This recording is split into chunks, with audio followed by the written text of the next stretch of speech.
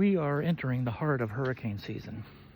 Statistically, August and September are the months most likely to see tropical cyclone formation.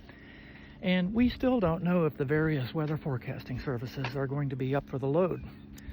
That's because the National Oceanic and Atmospheric Administration, which is the parent organization for the National Hurricane Center and the National Weather Service, suffered serious cutbacks as a result of DOGE reductions. I was not able to determine how many weather forecasters lost their job, but yes, meteorologists were among those who were let go, along with the people who fly into hurricanes to take direct measurements from the storm, people who monitor the data coming in from remote sensing platforms like satellites, buoys, and balloons, radar technicians, and other people who perform mission-critical responsibilities.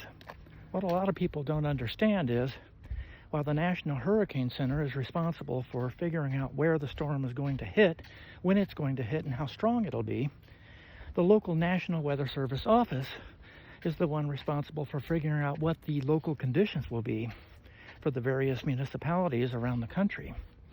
And we've seen how important that is earlier this year when floods struck Texas, causing massive loss of life.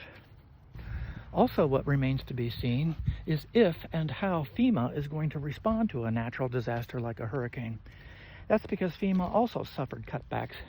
Not only that, but FEMA had to spend $1 billion of its money on a detention center out in the middle of the Everglades, the infamous Alligator Alcatraz. So there are a lot of unanswered questions as we come into this busy part of the hurricane season. And I think the inescapable conclusion of any reasonable-minded person would be that this regime doesn't really care about its people. What it seems to care more about is money. Because if you took the money we taxpayers spend on one golf trip by the president to the state of Florida, we could probably rehire all of those forecasters. That's where their priorities lie.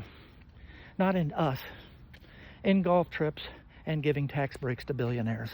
Tells you a lot about their character, doesn't it?